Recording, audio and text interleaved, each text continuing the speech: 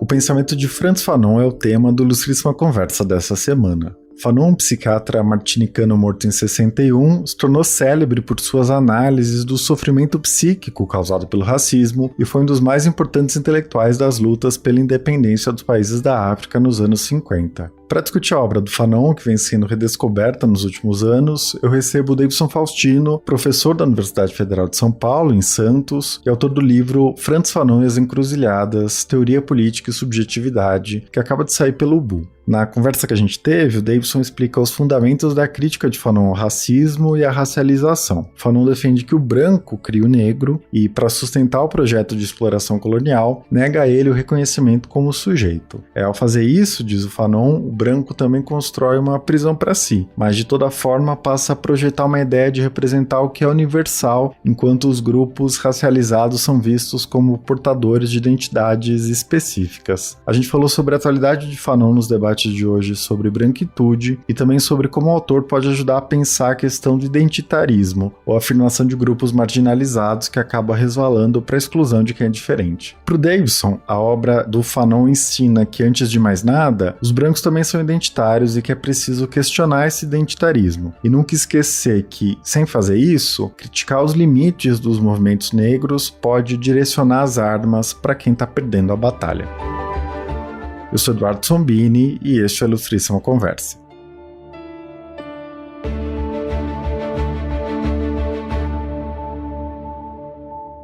Davidson, seja muito bem-vindo à Ilustríssima Conversa. Bom, nos últimos anos, os livros mais conhecidos do Fanon ganharam novas edições no Brasil, né? E alguns foram publicados pela primeira vez no país, como Escritos Políticos, que saiu no ano passado. Ao mesmo tempo, a obra dele vem sendo retomada por uma nova geração de pesquisadores e de ativistas, da qual você faz parte. Para a gente começar, eu queria te pedir para apresentar o Frantz Fanon para quem só ouviu falar dele ou não conhece mais a fundo. Quem foi ele? Quais são os principais marcos da vida dele? Bom, primeiro eu queria agradecer a oportunidade de estar aqui nessa conversa, falando desse autor tão importante. O Frantz Fanon, ele foi um psiquiatra martinicano. Para quem não conhece, a Martinica, até hoje, ela é um território francês. A Martinica é uma colônia francesa, uma colônia contemporânea, inclusive, situada no Caribe. E o Frantz Fanon nasceu nessa ilha, e ele tem uma história pessoal bastante curiosa, porque ele viveu momentos muito importantes da história francesa e mundial. Ele nasceu em 1925 e morreu em 1961.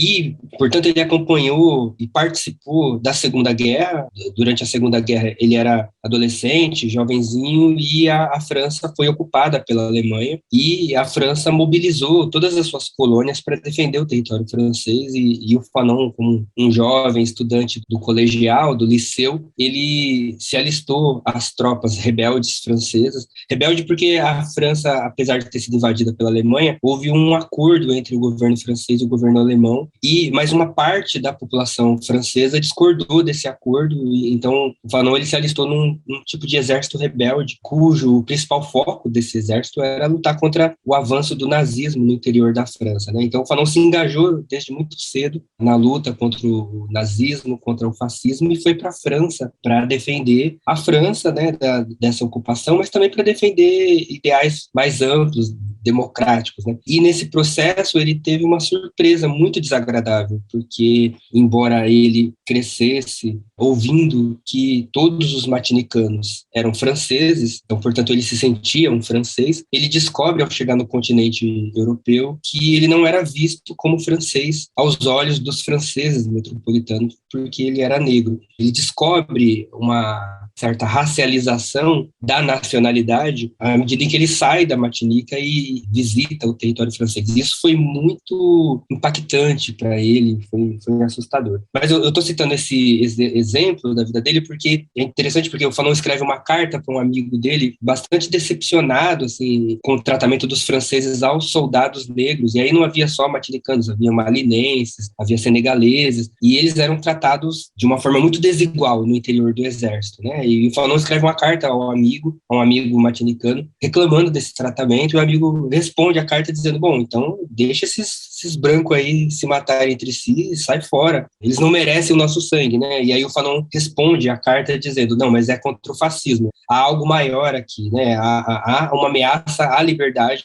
Enquanto a liberdade estiver em risco, enquanto pessoas, né, o Fanon estava se referindo às denúncias e deportações de franceses judeus para a Alemanha nazista, né, isso já era de conhecimento naquele momento, e o Fanon diz, enquanto a liberdade estiver sendo atacada, enquanto pessoas estiverem tendo sua vida em risco, a luta contra o nazismo não é uma luta francesa, é uma luta de toda a humanidade, e eu seguirei lutando, né, e ele segue nas fileiras do exército. E aí, bom, depois disso, o desfecho social a gente conhece, né? O nazismo perde a Segunda Guerra e o Fanon retorna para Martinica. Ao retornar para Martinica, ele se engaja nas discussões estudantis, nos movimentos de esquerda na Martinica, e depois de um tempo ele volta à França para estudar na universidade, e aí ele vai estudar em Lyon, e ele estuda medicina psiquiátrica, na especialização da psiquiatria forense. Então, o Fanon, ele foi um psiquiatra que viveu pouco, viveu 36 anos, mas nesses 36 anos, ele foi se envolvendo com alguns acontecimentos, né? Então, depois dessa incursão pela luta contra o nazismo na Segunda Guerra, logo em seguida, imediatamente após a Segunda Guerra, inicia-se um movimento internacional de lutas anticoloniais. E o Fanon, que vai para a França para estudar, ele conclui o curso e depois ele vai trabalhar como psiquiatra na Argélia. E quando ele chega na Argélia, ele encontra esse processo de avanço dos movimentos anticoloniais e depois a eclosão, em 1954, da Guerra da Argélia, e aí o Fanon se engaja na Guerra da Argélia. Então a gente está falando de uma personalidade que acabou participando de dois momentos muito importantes do ponto de vista político mundial, porque a Guerra da Argélia foi uma das guerras mais violentas de luta por independência no século XX, mas ao mesmo tempo a Argélia também era uma colônia francesa, e o Fanon explora muito isso nos seus textos, né? Porque ele vai fazer uma analogia entre o colonialismo e o fascismo, que ele vai dizer, nossa, muito hipócritas são vocês franceses que lutaram contra o fascismo em torno de uma defesa real da liberdade, mas isso que o Hitler fez na Europa, vocês também tem feito no resto do mundo, e não havia nenhuma crítica, inclusive de setores progressistas franceses, contra o colonialismo. Então, a Guerra da Argélia foi um momento emblemático ao qual o Fanon esteve envolvido, e, ao mesmo tempo, foi um momento que o permitiu reformular algumas teorias que havia a respeito das lutas no século XX, né? Então, é a partir da guerra que o Fanon vai também fazer grandes debates sobre o humanismo, porque o humanismo era algo que aparecia no contexto francês como uma contraposição ao nazismo, né? E aí o Fanon vai problematizar bastante, não apenas o republicanismo e o nacionalismo francês, mas ele vai colocar em debate o quanto que a própria sociedade moderna havia sido estruturada a partir do colonialismo, embora não reconhecesse essa dimensão colonial, né? E ele vira uma grande referência nesse debate, ainda que ele tenha morrido sem um reconhecimento internacional. Ele só fica reconhecido depois da morte com um livro que ele escreveu, chamado Os Condenados da Terra, mas não por conta dos méritos do livro, mas porque o livro contou com o prefácio do Sartre, do Jean-Paul Sartre, e aí o livro ficou conhecido, e o Fanon também. Davidson, antes da gente falar do Condenados da Terra, eu queria que você tratasse do Pele Negra, Máscaras Brancas, né? Você aponta autores que lembram que nessa retomada do pensamento do Fanon nas últimas décadas, né, principalmente no mundo acadêmico dos países do norte, é o Pele Negra, Máscaras Brancas que volta com toda a força, não é o Condenados da Terra, que é visto como a obra em que ele defende a violência revolucionária. O Pele Negra é sempre tratado como essa grande obra do Fanon, em que ele discute as implicações psíquicas do colonialismo, não é? De como as máscaras do colonizador fazem com que o colonizado tente se desvencilhar da sua condição de negro e com isso não se reconheça como sujeito. Você pode falar do contexto dessa obra e das ideias que ele desenvolve no livro? Perfeito. O Pele Negra e Máscaras Brancas foi escrito para ser um TCC, um trabalho de conclusão de curso, e um TCC que foi rejeitado pela universidade, né? No curso de psiquiatria, ao final,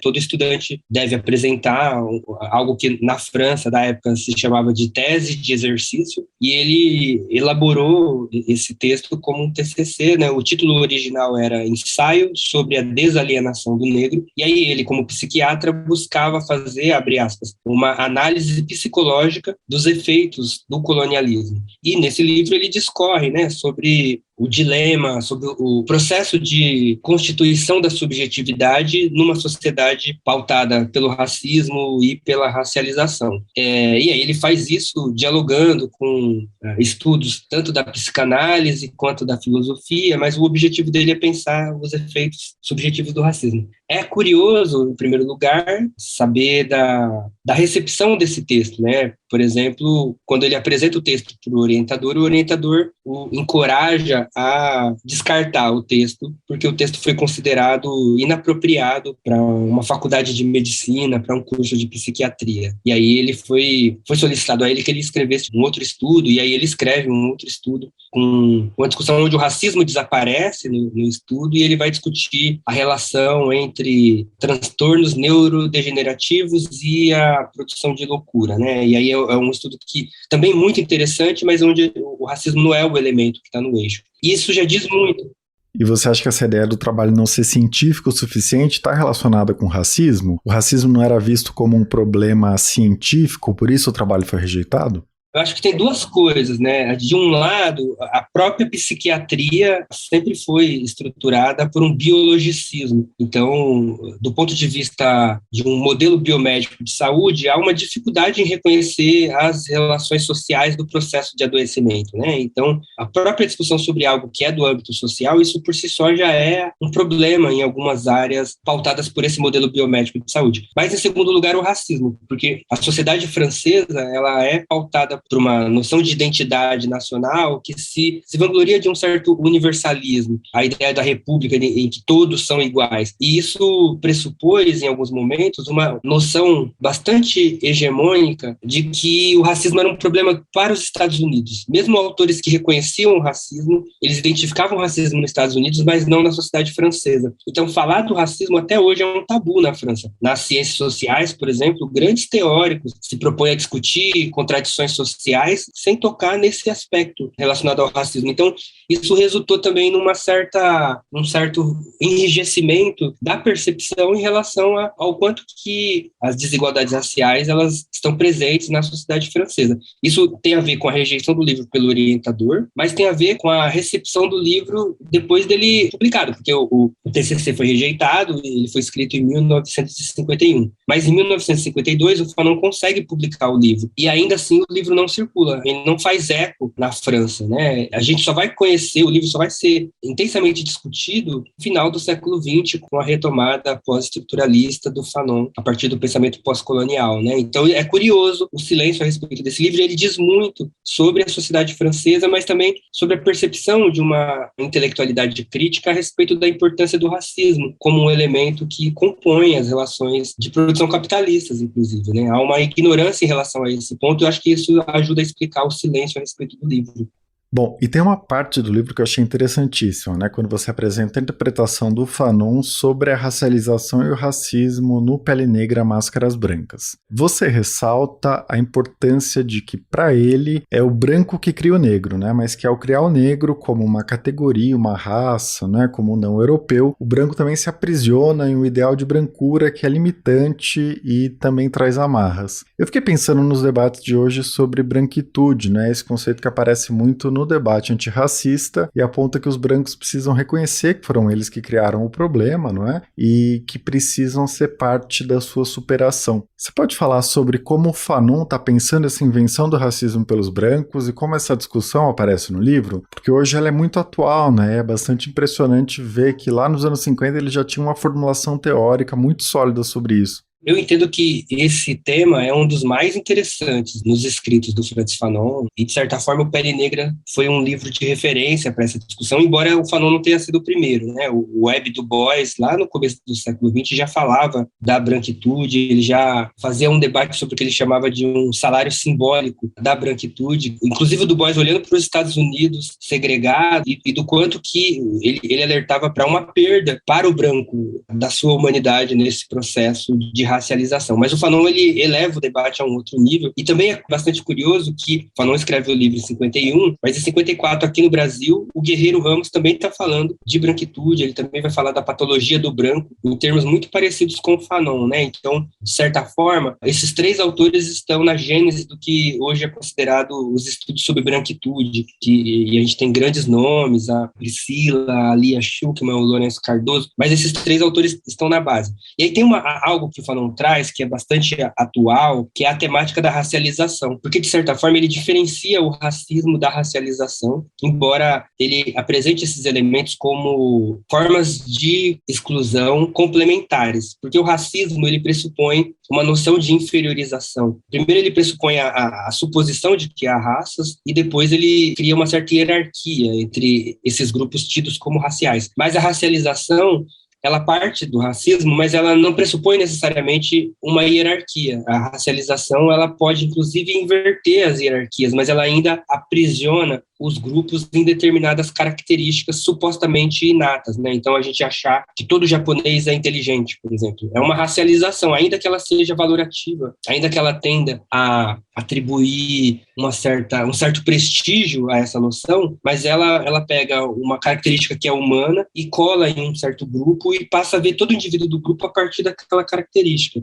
É a partir dessa noção de racialização, o Fanon vai discutir a branquitude, porque a branquitude pressupõe uma racialização da experiência humana. Em primeiro lugar, isso que você chama atenção, né? O Fanon vai dizer que o racismo surge na sociedade moderna, no momento em que a própria sociedade ocidental, ela está forjando uma noção de sujeito, uma noção de indivíduo. Aliás, a noção de sujeito, ela é originada por uma noção de indivíduo, o indivíduo como universalmente livre, e essa liberdade como algo inalienável, como algo que nos iguala a todos. Há um certo universalismo inerente à noção de indivíduo, que vai ser a base para o direito burguês, mas também vai ser a base para a filosofia, vai ser a base para a psicologia e etc. Então você tem um universalismo que é parte dessa noção de sujeito que emerge na sociedade moderna. Mas, ao mesmo tempo, essa noção de sujeito, ela não pode ser estendida para os colonizados, sob o risco de ter que considerar o colonizado igual e isso inviabilizar no plano ético, político e estético a própria escravidão, por exemplo, ou a dominação dos territórios não europeus. Então, ao mesmo tempo que se forja uma noção de sujeito, pautada nessa premissa do indivíduo, essa premissa não pode ser estendida ao colonizado. O colonizado, ele deixa de ser visto como humano e deixa de ser visto como indivíduo. Ele é sempre reduzido ao biológico e aí a sua dimensão individual se perde. Mas esse biológico, ele é sempre construído a partir de premissas fantasmagóricas, fantasiosas, né? Então, se há o desenvolvimento de uma noção de sujeito na Europa, para que essa noção não seja estendida para os não-europeus, é necessário não reconhecer a dimensão de humano dos não-europeus. Portanto, os não-europeus passam a ser vistos apenas como animais, apenas como seres determinados pela natureza, né? Então, para o Fanon, a origem do racismo é essa impossibilidade de estender aos não-europeus o reconhecimento dos não-europeus como sujeitos. E, nesse sentido, a racialização ela vai ter um papel fundamental, porque a racialização ela fixa, em primeiro lugar, os colonizados na natureza. Então, se a gente pensar em indígenas, a gente sempre pensa numa noção de selvagem de indígena. A gente se assusta quando a gente vê uma pessoa indígena com celular, por exemplo. Então, a racialização, ela fixa. Mesmo quando a gente tenta reconhecer aspectos positivos nos africanos, nas populações indígenas, a gente sempre associa esse positivo à natureza. O Fanon vai dizer que esse processo é fundamental para legitimar uma certa narrativa do Ocidente como aquele único detentor de conhecimento, do progresso, né? Mas, ao mesmo tempo, a racialização não é só uma distribuição de estereótipos entre grupos, ela pressupõe a exclusão de alguns grupos da própria noção de humanidade que está se forjando. Então, o colonizado não é só alguém que está preso à natureza, mas ele é quase um algo que não pode ser alguém. Ele, por estar preso à natureza, ele não pode... As premissas éticas, políticas e estéticas que estão previstas para esse sujeito moderno, elas não precisam se aplicar ao colonizado. Então, ele deixa de ser reconhecido como sujeito de si. Para o Fanon, o signo negro, o significante negro, vou colocar dessa forma, ele emerge desse contexto. Ele ajuda a operacionalizar essa barreira no reconhecimento das pessoas colonizadas como humanas, né? Então, na colonização portuguesa, por exemplo, negros eram tanto os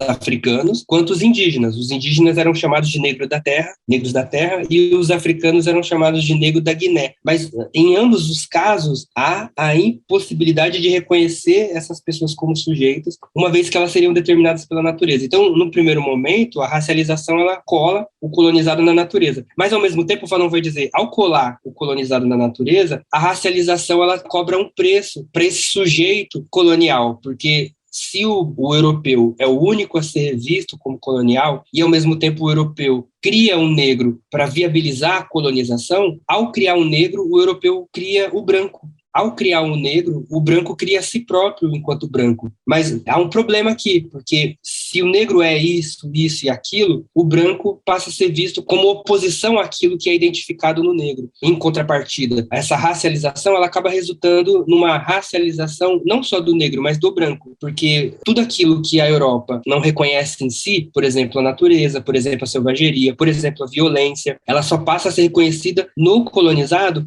A contrapartida disso é que ela deixa de ser reconhecida na Europa, no Ocidente. O Freud tem um texto muito interessante sobre a guerra, para fazer uma menção à guerra da Ucrânia agora. E ele se espanta com o fato de que povos civilizados estão usando violência entre si, ao invés de usarem aquilo que se convencionou como algo inato à política, a possibilidade de resolver os conflitos no parlamento, nas instâncias democráticas. Ele, nossa, povos civilizados se matando. Mas esse espanto ele diz muito, porque é como se fosse natural que os não civilizados se matassem. Mas o que não se pergunta é quem é considerado civilizado e quem não é considerado civilizado, porque quando a guerra é contra os não civilizados, ela sequer é reconhecida como guerra. Os direitos da guerra, por exemplo, numa guerra há um conjunto de prerrogativas do ponto de vista de direito que tem que ser reconhecidas. Esses direitos, eles não se aplicam quando o território ocupado é povoado por esses que não são considerados civilizados, por esses que são selvagens. E, em geral, o Fanon vai dizer, são sempre os negros, são sempre aqueles que estão fora da Europa, né? Então, a racialização implica não só numa distribuição diferenciada de estereótipos, mas de uma legitimação para a morte. A racialização ela acaba ocupando uma função, cumprindo uma função de autorizar a suspensão da ética sobre alguns povos, a depender de determinados interesses geopolíticos do Ocidente, né? Então, o racismo e a racialização ela tem efeitos mortais, apesar de que, como você coloca, né, no plano discursivo e subjetivo, ela também representa para o Ocidente, para o branco, também uma perda da sua humanidade, porque ao deixar de reconhecer elementos em si, à medida que se atribui apenas ao outro, há uma perda de si. O branco também perde com a racialização, mas é uma perda que se dá sob um processo de exclusão de uma quantidade imensa de seres humanos identificados como diferentes.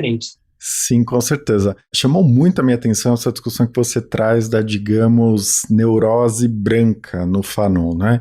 Em que tudo que não é branco é projetado no negro e o negro aparece sempre nessa chave da fobia, né? Mas que também expressa um desejo. Então, o que você apresenta, por exemplo, né, da imagem do homem negro, forte, viril, sexualizado, né? Toda essa idealização no mundo branco. Mas para a gente não se concentrar na experiência do branco exclusivamente, né? Você pode falar um pouco mais sobre isso que é o âmago do trabalho do Fanon, né? As implicações psíquicas de não poder ser reconhecido como sujeito. Como ele pensa a experiência do negro, né? Que para ele tem esse reconhecimento enquanto humano negado.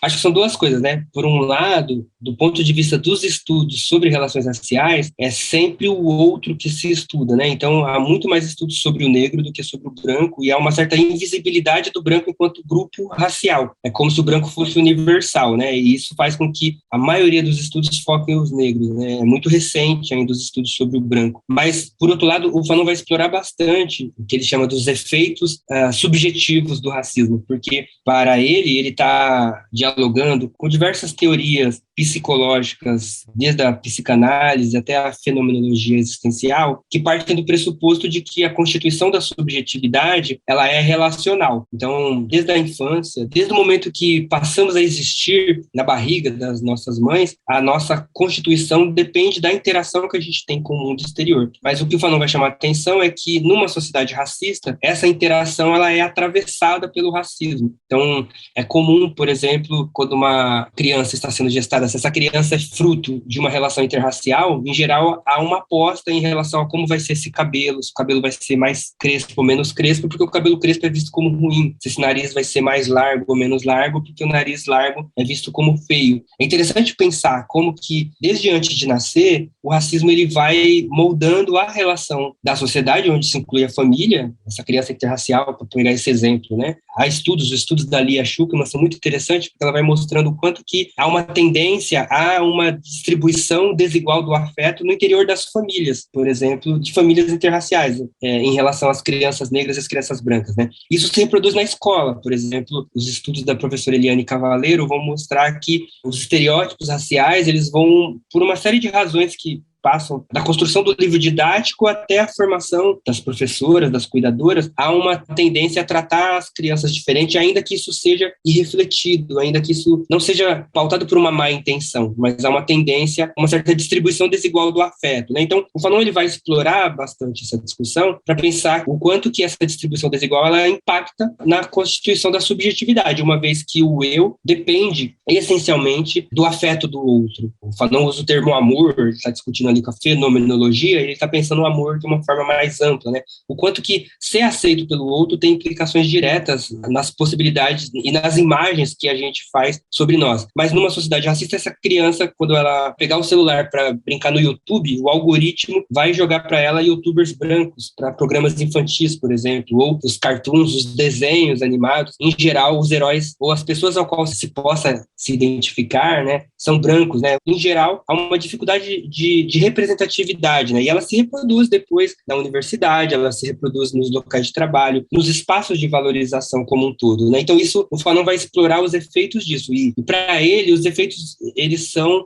muito mais complexo do que se presume, porque, em primeiro lugar, se nós precisamos do outro para constituir a nossa subjetividade, mas também as relações concretas não validam a nossa existência, a tendência é que a própria subjetividade se constitua de uma maneira frágil ou, no mínimo, traumatizada, né? Então, o Fanon vai chamar atenção para os efeitos do racismo nesse processo, né? Mas tem outros efeitos que são secundários, mas que também estão presentes, porque, por exemplo, se uma pessoa sofreu um trauma, todo mundo já sofreu algum trauma, todo mundo já sofreu alguma humilhação, isso é parte da vida na sociedade que estamos, mas há uma dimensão de sistematicidade na experiência do racismo, que faz com que esse trauma se repita muitas vezes, e faz com que a pessoa aprenda desde cedo que ele pode se repetir. Então, uma pessoa que já sofreu racismo numa loja, por exemplo, a tendência é que ela entre na próxima loja já esperando sofrer. Então, a pessoa negra é convocada ao tempo inteiro ela ter que imaginar que ela pode sofrer. Então, ela já pensa duas vezes em qual roupa ela vai usar, porque a depender da roupa, a seriedade dela vai ser questionada. A pessoa aprende, né? Os pais ensinam as crianças negras a não correrem à noite, porque se a polícia estiver passando, ela vai achar que você é bandido e ela pode atirar. Então, esse processo, né, essa preocupação constante com aquilo que pode acontecer, porque já aconteceu e pode acontecer novamente, faz com que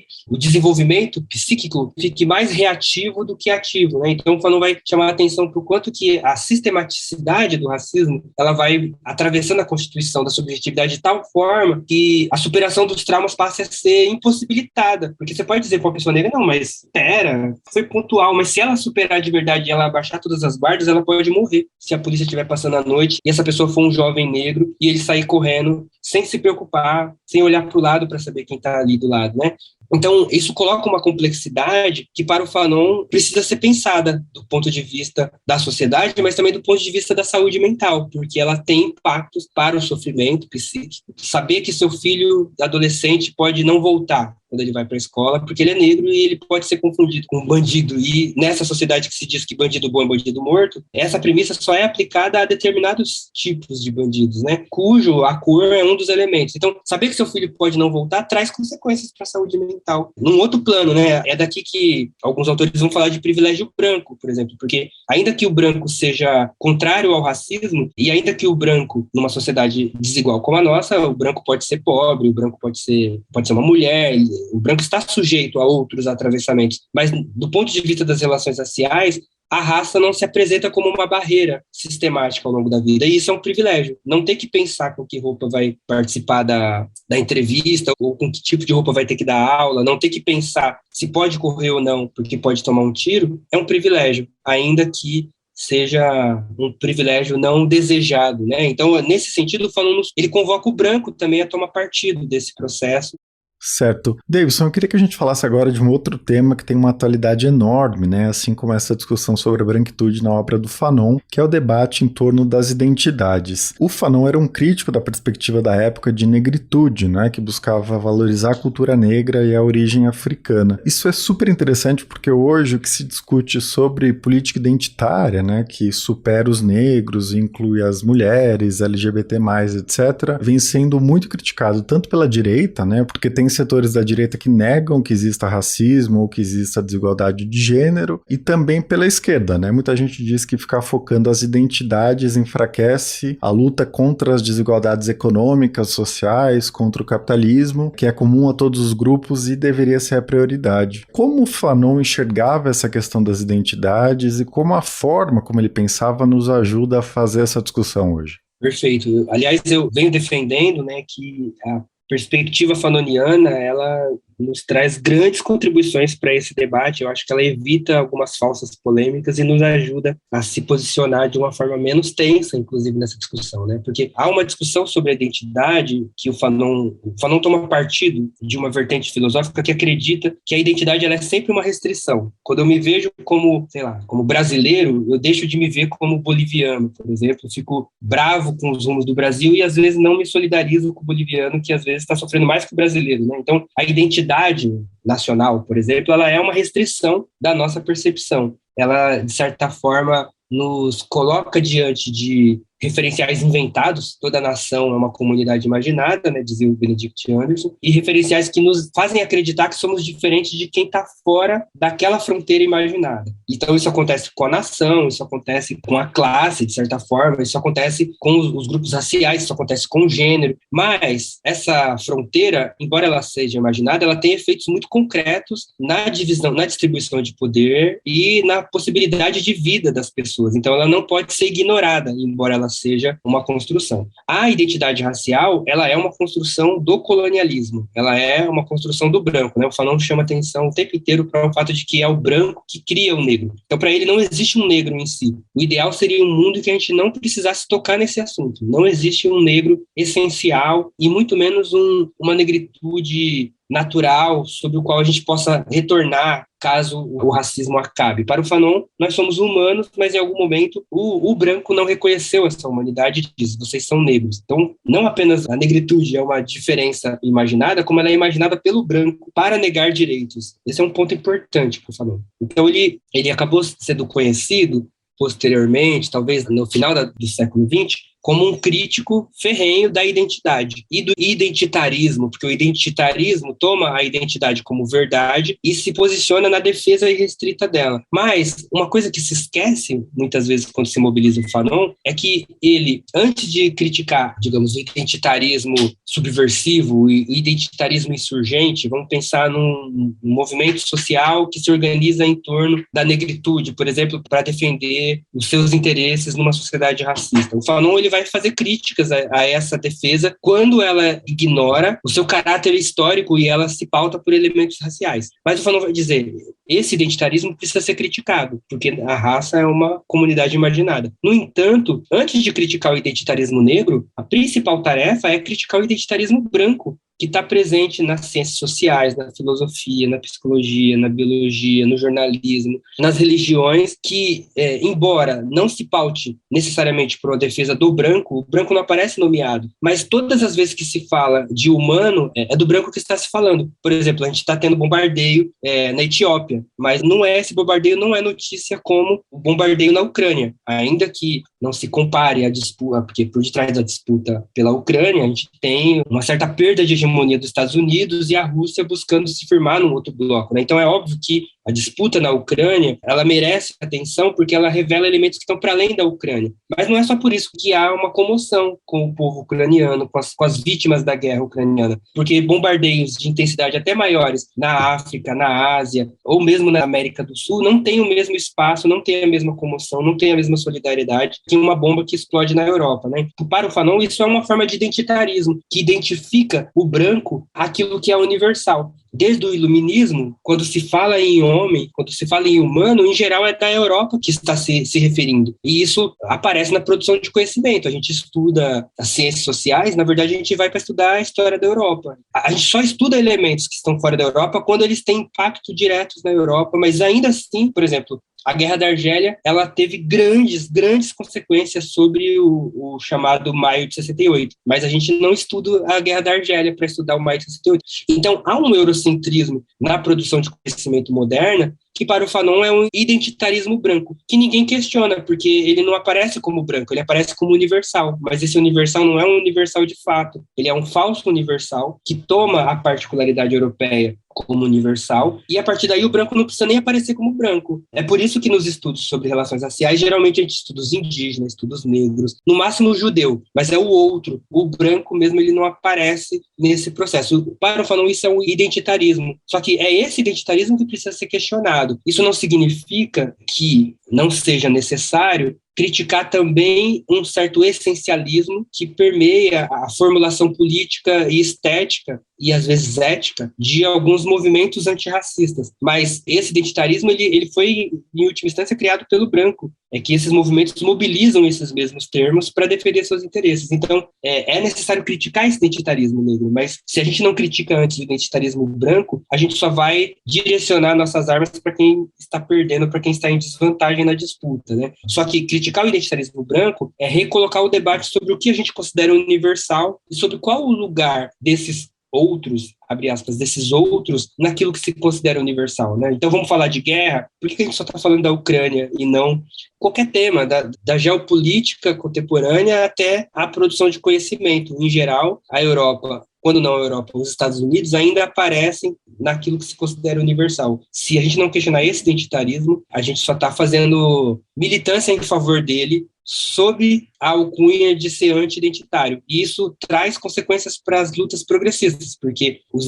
identitarismos não são todos iguais. Hoje, a extrema-direita tem lançado mão do identitarismo como estratégia política. Se a gente estuda, por exemplo, Cambridge Analytica, Steve Bannon, por exemplo, há investimentos, fartos investimentos em organização de grupos ultranacionalistas como forma de desestabilizar governos ou como forma de gerir interesses geopolíticos, inclusive na Ucrânia, que o neonazismo, por exemplo, ele não aparece só porque o povo ucraniano quer se defender da ocupação russa. Há um farto investimento de capital internacional na mobilização de grupos neonazistas na Ucrânia, que tem quase 20 anos de investimentos. Ou mesmo se a gente pensar, por exemplo, que foi o período Trump, incentivo aberto à organização de grupos neonazistas. Então há um identitarismo branco que está para além, inclusive, desse falso universalismo. Há um identitarismo branco que se apresenta como identitário, inclusive. Então, fazer a crítica ao identitarismo é colocar esse debate também em discussão.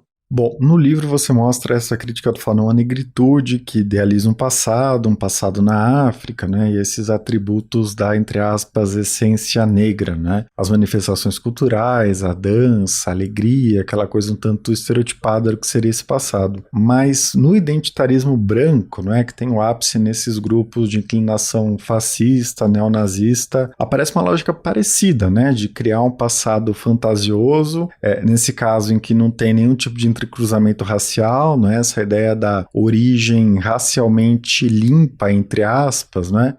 E o Fanon vai denunciar a presença desse mito na esquerda francesa, que é com quem ele está dialogando, né? Porque, por exemplo, quando eclode a Guerra da Argélia, uma parte da esquerda vai ficar em cima do muro em relação à demanda por independência dos argelinos, porque defendiam o mito da Argélia francesa, o mito da identidade francesa, né? E aí o Fanon vai falar, mas não são vocês que falam em internacionalismo, por exemplo? Então é bastante interessante pensar que alguns mitos identitários, eles circulam, né? E aí, nesse sentido, o Fanon vai alertar os movimentos antirracistas também, porque eles vão dizer, os movimentos antirracistas também não estão isentos de reproduzir. Se a gente pensar, talvez um fenômeno contemporâneo bastante curioso de identitarismo é o caso da Índia, porque a Índia foi colônia da Inglaterra e houve um momento em que o governo britânico tentou desmantelar o hinduísmo como uma estratégia de administração. Depois o governo britânico foi percebendo que não ia funcionar e que era melhor gerir e fazer aliança com as castas consideradas superiores como forma de manutenção e reprodução dos interesses coloniais. Mas, ao mesmo tempo, hoje,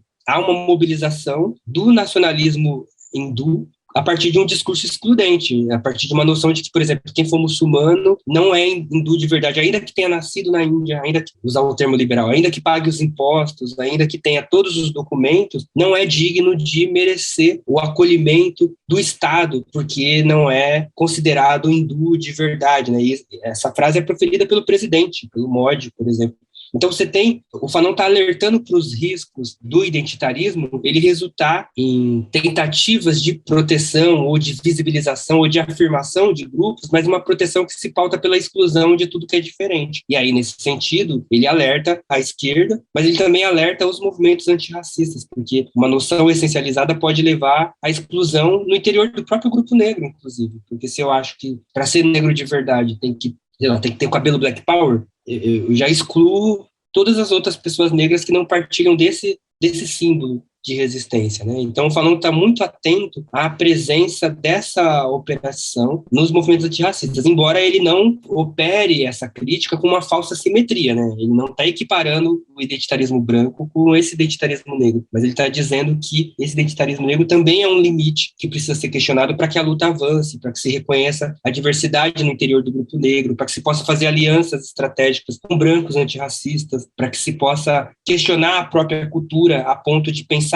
em que aspectos é necessário avançar, porque se eu acho que a luta é só voltar ao passado, eu não me permito também ser sujeito na relação com a cultura, e aí o que resta é só repetir o que já aconteceu antes, e, ao invés de rasgar o tempo presente na direção de um futuro, né? Então, o identitarismo é um limite, mas repito, né, para o Fanon, criticar o identitarismo negro sem antes desmantelar ou pelo menos enfrentar o identitarismo branco é apenas fazer uma advocacy da ordem racista excludente. Davidson, você consegue dar um exemplo mais concreto, né, do que seria esse identitarismo negro? Talvez não tenha ficado muito nítido do que a gente está falando. Para o Fanon, por exemplo, ele está olhando o movimento de negritude da década de 30, e é um movimento que tem um mérito, para o Fanon, ele tem um mérito de valorizar a cultura negra. Então ele se depara, o ponto de partida dele é uma desvalorização de tudo que é negro e uma inferiorização, né? Então, não apenas o negro é colado, fixado na natureza, como a natureza é vista como inferior à razão. E, às vezes, como algo bárbaro, como algo rústico, que precisa ser superado para que o progresso aconteça. Esse é o ponto de partida da negritude. O que a negritude vai fazer é inverter a valorização estética dessas separações e vai dizer a natureza é superior à razão.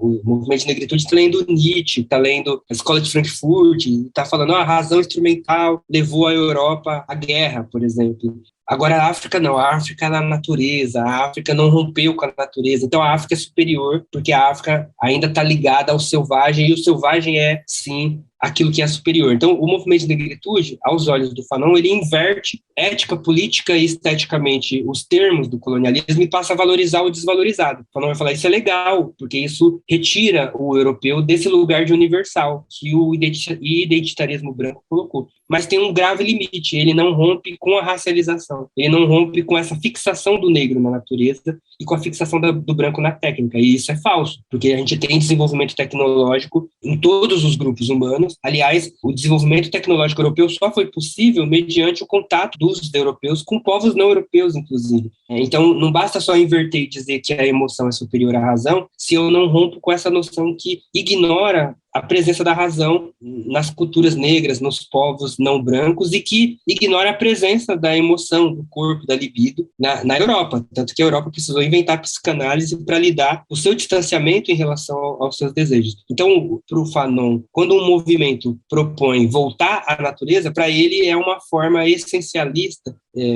Essencialista não é um termo dele, né, e nem identitário, são termos nossos que a gente usa para falar da teoria dele, mas para ele é uma forma fechada de identidade que ignora o próprio movimento histórico das culturas negras e ignora a possibilidade do negro ser qualquer coisa. O negro não precisa, por exemplo, né, aí o exemplo que você pediu, eu trabalhei muitos anos com formação de professores, fui professor de História da África durante alguns anos, e também trabalhei com formação de professores em relação a esse tema, né, sobre a História da África. E aí a gente começava a aula, em geral, perguntando, né, para as pessoas, o que vem à cabeça quando você pensa em África?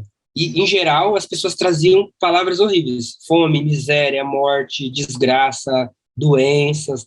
Isso era uma regra. A não ser que havia alguém ali politicamente correto que tentava fugir disso. Mas aí eu problematizava, falava, tá, mas não tem nada positivo para falar sobre África? E aí as pessoas traziam. Quando elas falavam positivo, elas falavam o lúdico, as cores, o safari, os animais, né? Então, essa racialização, ela está presente mesmo naquilo que se vê como positivo, né? Para o Fanon, o movimento de negritude, ele faz a mesma operação. Só que ele ainda continua olhando para a África como animal, como natureza, como selvagem, mas agora ele vê essa selvageria como algo positivo. Para ele, isso nem tem eco, isso não se justifica historicamente, porque não tem Grécia sem Egito, a gente não tem renascimento sem os mouros, e sem a China, e sem a queda de Constantinopla. Você tem um mundo não europeu existindo para que a Europa fosse o que ela é. Então, isso não se justifica nem historicamente, mas também do ponto de vista politicamente é um erro, porque aí se eu acho que a natureza é o horizonte, eu não permito que o negro se veja enquanto humano universal. Eu continuo deixando o universal para o branco e eu só permito que o negro se veja naquilo que é negro. Mas aí o Fanon vai perguntar, tá, mas quem definiu o que é negro? O branco. E definiu o colono da natureza, deixando de reconhecer tudo que não é natureza nele, né? Então, não basta inverter. Então, acho que esse é um exemplo mais expressivo assim, da crítica fanoniana à racialização.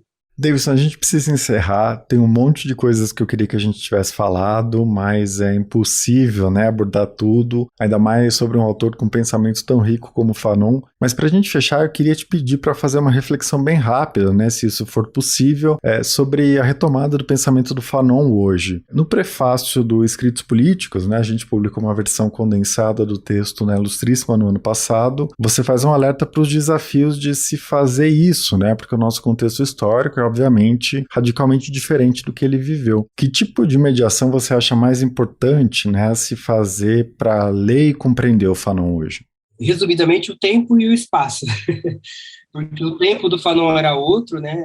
A gente está aqui discutindo a guerra da Ucrânia. A gente está fazendo essa entrevista no momento em que a guerra da Ucrânia está acontecendo. E isso coloca novas mediações, por exemplo, uma perda de hegemonia dos Estados Unidos, o aparecimento de outras, a ameaça da China a essa hegemonia, a tentativa da Rússia de se articular como um bloco alternativo. O momento que o Fanon está escrevendo é um momento em que a Guerra Fria estava começando. Então, os termos dos debates são outros. Por exemplo, na época do Fanon, as alternativas eram Estados Unidos ou União Soviética. E havia já uma tentativa de se forjar um terceiro caminho ali na Conferência de Bandung, mas era algo ainda que se pautava em torno dessas grandes narrativas, né? A gente vive já um momento da dissolução das grandes narrativas e, ao mesmo tempo, a permanência da guerra como um negócio comercial. Isso o Fanon alerta, né? O Fanon vai dizer que a guerra é, antes de mais nada, um negócio comercial, mas para que esse negócio comercial seja bem sucedido, há a necessidade de mobilizar elementos no plano discursivo, nacional, político, etc. Mas tem também o desafio da geografia. O Fanon está escrevendo a partir da Martinica, depois ele vai para a França, e da França ele vai para a Argélia, e isso traz, né, esse contexto do colonialismo francês, traz uma série de particularidades para as formas de existir do racismo que não são exatamente iguais ao colonialismo português, por exemplo, especialmente no Brasil. Então, a gente pensar as mediações é considerar essas duas dinâmicas, e aí elas implicam uma série de outras mediações que eu não teria tempo de desdobrar aqui, mas que não são menos importantes, porque o nosso colonialismo tem elementos que o Fanon não viu. Por exemplo, no caso brasileiro, a imigração europeia é pensada pelas classes dominantes no começo do século XX como estratégia de embranquecimento do país, por exemplo. Isso é algo que o Fanon não viu. Então, só ler sem observar, por exemplo, a gente tem esse momento de políticas deliberadas para o embranquecimento da população, depois a gente entra num segundo momento, sem romper com o primeiro, de culto, ou um momento onde as desigualdades raciais serão mistificadas por uma ideia de que, olha, aqui a gente misturou branco com negro, então aqui não temos racismo, o chamado mito da democracia racial, né? E isso coloca desafios que não estão previstos nem nos autores estadunidenses, nem nos autores francófonos, como é o caso do Fanon, né? Então eu acho que tem elementos que nos exigem ir além do Fanon, mas eu entendo, quanto mais eu leio o Fanon e tenho lido sobre quem lê sobre o Fanon, estou cada vez mais convencido de que ele é um autor incontornável para os nossos tempos e para que, inclusive, a gente enfrente as nossas particularidades, porque ainda que haja diferenças entre os racismos, tem elementos que são gerais. E tem questões que o Fanon levantou lá atrás que eu entendo que hoje são mais atuais do que na época dele. Por exemplo, a temática da identidade, do identitarismo, que a gente estava conversando aqui. Hoje ela tem uma importância ainda maior do que na época dele, né? E eu poderia listar outros elementos, por exemplo, a relação entre discriminação e subjetividade, por exemplo. Então, acho que tem uma série de elementos que são muito atuais, mas eles dependem, sim, de um olhar atento para qual é a nossa particularidade, né? E isso é algo que o Fanon nos pede, nos exige. O texto dele, o tempo inteiro ele lembra que toda análise deve ser feita em um certo tempo, né? E que ele próprio é fruto de um tempo que a gente precisa considerar para fazer as nossas análises e descobrir as nossas tarefas e buscar as nossas respostas. Perfeito. O Davidson Faustini é autor de Frantz Fanon e as Encruzilhadas, Teoria Política e Subjetividade, que acaba de sair pela UBU. Davidson, eu queria te dar os parabéns pelo livro, pelo seu trabalho e agradecer muito a sua participação aqui. Foi um prazer enorme conversar com você. Obrigado, Eduardo. Eu agradeço a oportunidade e estou muito feliz por estar aqui conversando com você e com seus ouvintes e leitores. Este foi o Ilustríssima Conversa. Eu sou Eduardo Sombini e a edição de som é da Laila Moalen. A gente se vê daqui a 2 semanas. Até lá!